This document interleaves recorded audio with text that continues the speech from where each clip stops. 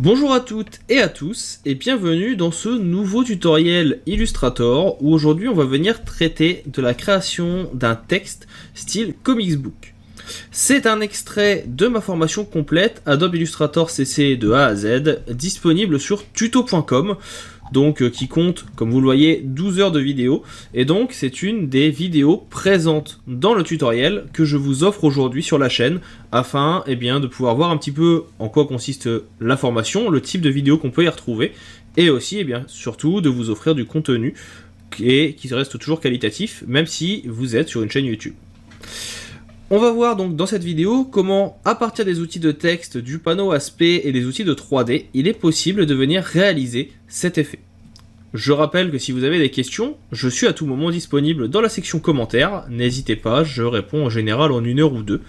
Et sachez également que vous pouvez retrouver les fichiers sources dans la description, j'ai mis le lien de Google Drive dans lequel je vous ai posé le fichier EPS, donc n'hésitez pas, ça vous permettra de pouvoir l'utiliser et travailler avec.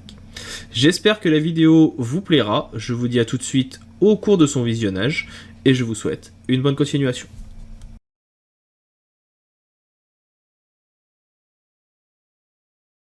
Pour ce premier cas pratique, nous allons donc venir créer un texte un petit peu vintage, comme vous allez le voir, qui va nous permettre de revoir les effets, les options d'aspect et quelques outils de texte.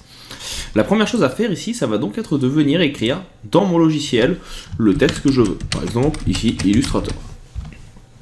Une fois que cela est fait, on va choisir une typo, donc là je l'avais déjà préenregistrée. La typo sera en GIL 100 Ultra Bolt. Après, c'est à vous de choisir celle que vous voulez. Vous pouvez la prendre en black et ça peut surtout être une autre typo. Une fois que cela est fait, je vais venir ici cliquer sur le bouton créer une enveloppe et je vais venir définir par exemple un élément. Ici je vais prendre monter et je vais me mettre à 44% et moins 38. Ça va me donner un effet, comme vous le voyez ici, d'un petit peu de drapeau pour mon illustration.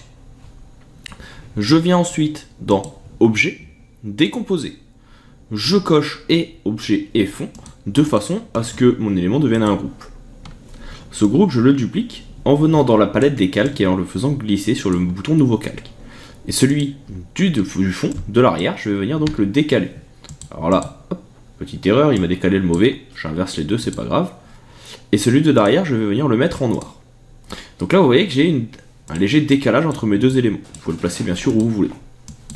Vous sélectionnez les deux, et on va prendre ici l'outil dégradé de forme, et on va se mettre en mode étape.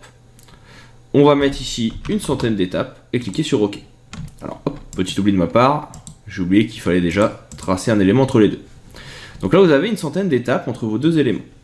Vous allez prendre celui de derrière et le placer avec l'outil, hop là, autant pour moi, avec la sélection ici et l'outil flèche blanche par la suite, où vous le souhaitez. Ça sera l'effet de 3D que vous aurez entre les deux. Vous voyez ici que la 3D n'est pas forcément des plus adéquates. C'est une fausse 3D.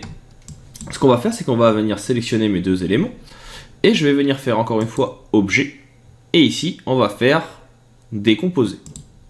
Je clique sur OK et il va me créer autant de sélections qu'il y a ici donc d'étapes. Donc là on a mis une centaine. Je vais juste revenir ouvrir mon groupe et sélectionner le groupe qui est le plus au-dessus. Ça va être le premier qu'on utilisera par la suite.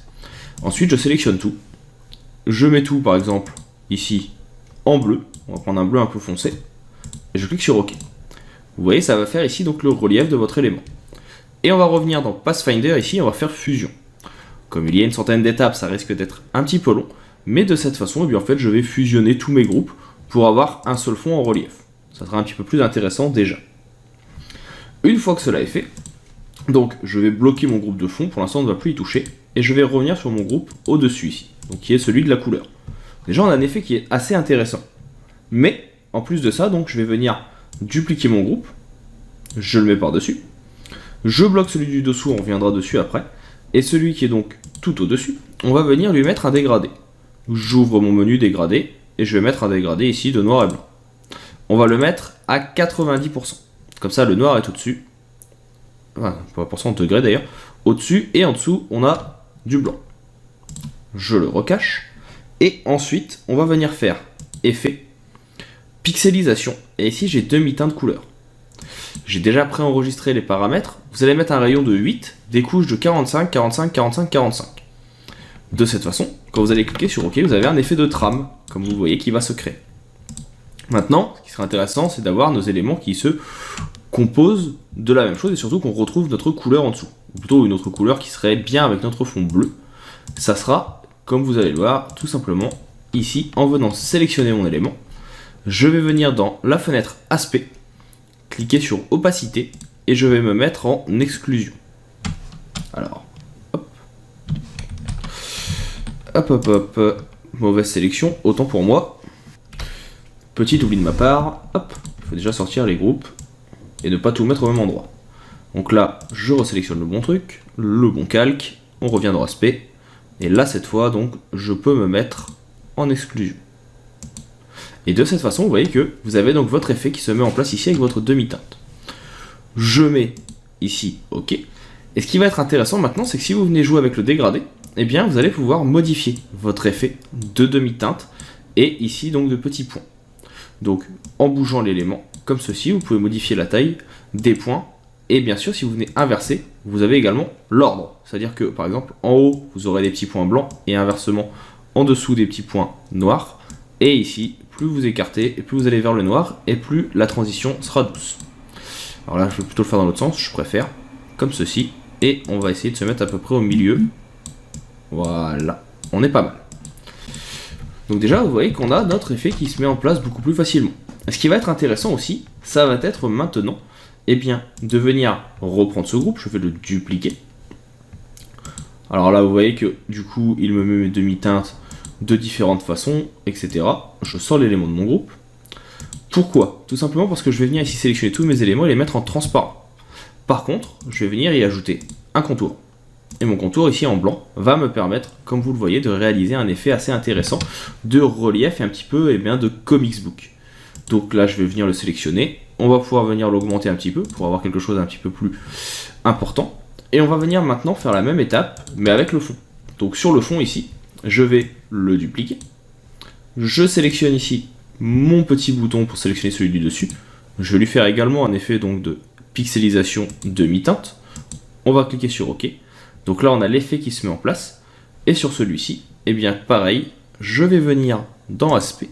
Je vais venir jouer, par exemple, ici sur mon opacité. Alors on peut faire plusieurs essais pour venir modifier la couleur de celui-ci. Et de cette façon, on va avoir donc l'effet qui va se mettre en place aussi sur le fond. Bien sûr, n'hésitez pas à venir baisser l'opacité aussi. Donc là, vous voyez que je l'ai mis un petit peu trop grand. Hop, je resélectionne. Voilà, c'est mieux.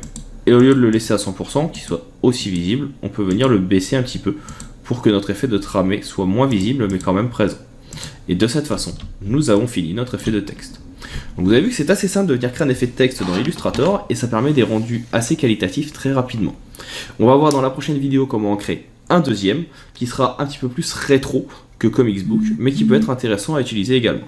Je vous dis donc à tout de suite pour la vidéo suivante et dernier cas pratique de ce chapitre. Hop, ne partez pas si vite. Vous avez aimé la vidéo, l'astuce que vous avez vue vous a plu et vous a permis de vous améliorer dans le logiciel que vous suivez, Photoshop, Illustrator, InDesign, Affinity Photo ou que sais-je encore. Vous souhaitez aller un petit peu plus loin dans la découverte de ces outils et comprendre au mieux leur fonctionnement, voire même vous personnaliser dans certains domaines, l'auto-entreprise, comment développer votre auto-entreprise par exemple avec Photoshop, comment vous améliorer si vous êtes développeur, comment l'utiliser la suite Adobe si vous êtes illustrateur ou que sais-je encore. Sachez que je propose également des vidéos sur tuto.com que vous pouvez retrouver avec le lien présent dans la description. Vous y retrouverez l'intégralité des vidéos gratuites du site, de la chaîne YouTube, mais également l'intégralité de mon catalogue de formation payante.